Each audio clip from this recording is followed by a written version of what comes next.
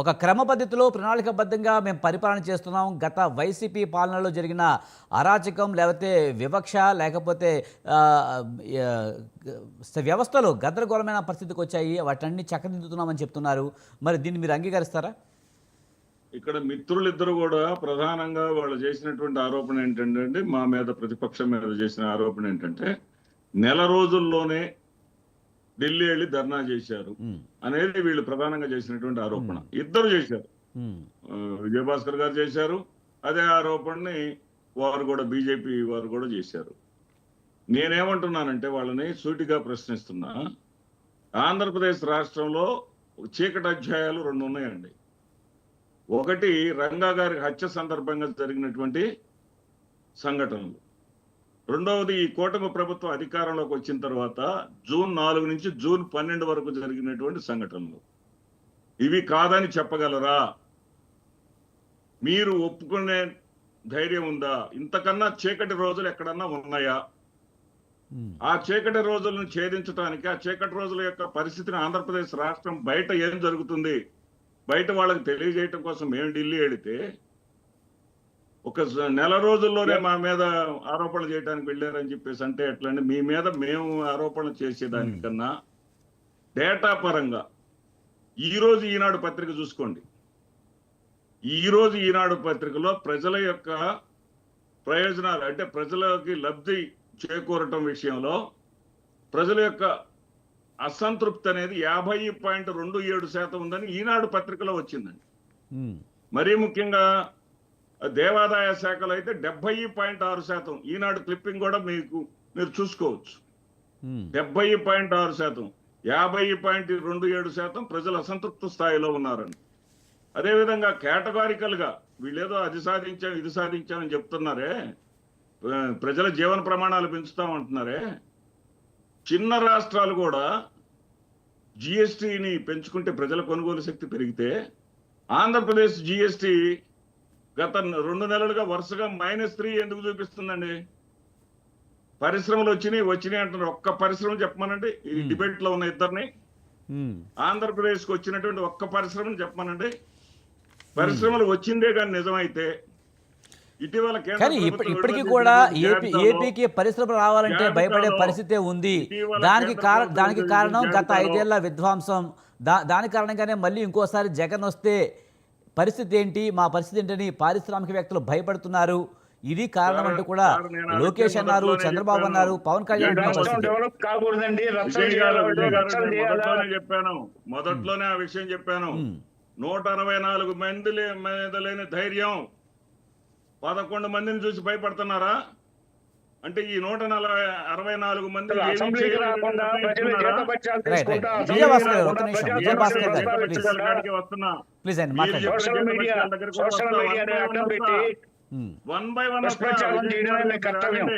మీరు మాట్లాడిన సేపు చాలా ఓపిక గా విన్నాను. దయచేసి నేను అడిగిన దానికి సమాధానం మీరు మాట్లాడినప్పుడు మేము విన్నాము. ఇప్పుడు కూడా నేను మాట్లాడేది వినండి, మీరు తర్వాత మాట్లాడండి. గాడి తప్పిన వ్యవస్థల్ని సరి చేస్తున్నాం అన్నారే. గాడి తప్పిపోయిన వ్యవస్థలు 20 సంవత్సరాలు పట్టిద్ది అన్నారండి. జగన్మోహన్ రెడ్డి గారు ముఖ్యమంత్రి అయిన తర్వాత సంవత్సరంలోనే నెల జీతాలు ఎట్లా ఇవ్వగలుగుతున్నారండి? ఏంటండి ఇది? ఇంత విరుద్ధంగా లేదా మీరు చెప్పేది? గాడి తప్పిపోయి 20 ఏళ్ళు పట్టేది ఒక సంవత్సరంలో నెల జీతాలు ఎక్కడి నుంచి తీసుకొస్తున్నారో ఆ కిట్టుకు కూడా నేను చెప్తా. జగన్మోహన్ రెడ్డి గారు 5 ఏళ్లలో చేసినటువంటి అప్పులు 3,32,000 కోట్లు అయితే మీరు 12 నెలల్లో చేసినటువంటి అప్పులు 1,61,000 కోట్లు. నేను చెప్పే రిపోర్ట్ కాదు ఇది, కాదు చెప్పే రిపోర్ట్. మీరు చెప్పే వార్తలు నమ్మి మీకు ఓట్లు వేశారు. మీరు 10 లక్షల కోట్లు 15 లక్షల కోట్లు అని తప్పుడు వార్తలు మీరు ప్రజల్లోకి ఎక్కించి మోసం చేసి ప్రజల్ని దగా చేసి మీరు అధికారంలోకి వచ్చారు. కానీ నిజంగా చేసినటువంటి అప్పులు జగన్మోహన్ రెడ్డి గారు చేసింది 3,32,000 కోట్లు. మీరు ఈ 12 నెలల్లో చేసిన 1,61,000 కోట్లు. ఏం చేశారండి ఈ డబ్బులని? ఎక్కడ పెట్టారండి ఈ డబ్బులని?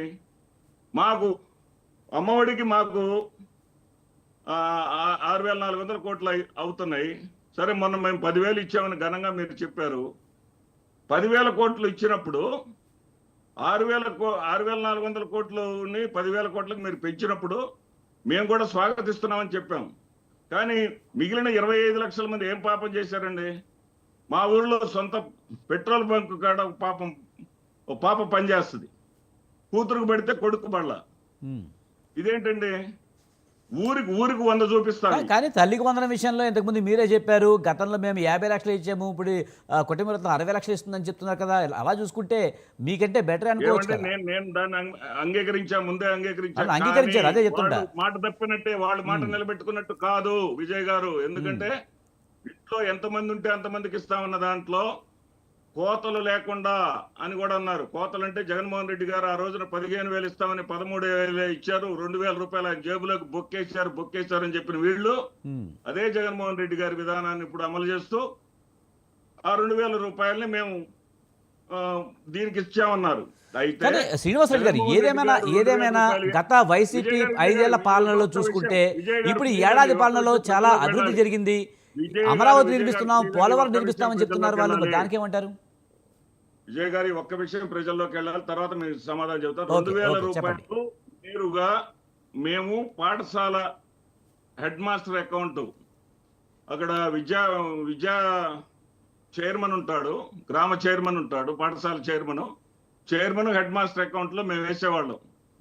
వేస్తే వాళ్ళు ఆ పాఠశాలకు ఏ అవసరమైనా సరే దాన్ని వినియోగించుకునేవాళ్ళు. ఇప్పుడు ఏం చేశారు? కలెక్టర్ అకౌంట్ లో వేశారు.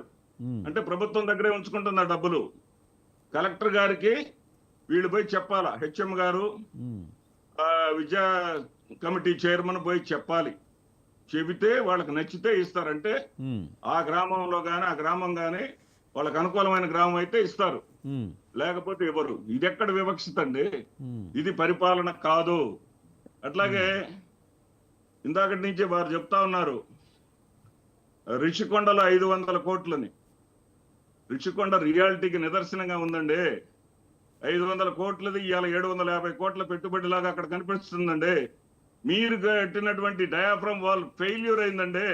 రైట్, మీరు చెబుతున్నట్టు రిషికొండ భావనాలు చెప్తున్నారు, కానీ అమరావతిని వదిలేశారు కదండి. అసలు రాజధాని లేని నగరంగా చేశారు. గత వైసీపీ 5 ఏళ్ల పాలనలో అమరావతి ఏదంటే చెప్పుకోలేని, రాజధాని ఏదంటే చెప్పుకోలేని పరిస్థితుల్లో ఉంది అని చెప్తున్నారు. ఇప్పటికీ కూడా రాజధాని విషయంలో ఒక క్లారిటీ వైసీపీకి ఉందా సార్?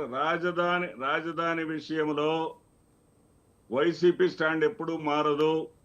మేము ఏమంటున్నామంటే విశాఖపట్నం అనేది, ఆ విశాఖపట్నాన్ని ఇప్పుడు హైదరాబాద్ ఆ రకంగా అభివృద్ధి చెందిందంటే చంద్రబాబు నాయుడు గారు హైదరాబాద్ నేనే డెవలప్ చేశాను, నిర్మించానని చెప్పుకున్నారంటే అక్కడ హైదరాబాద్ లో వచ్చినటువంటి ఆదాయాన్ని రాష్ట్రం మొత్తం కూడా వాడటం జరిగింది.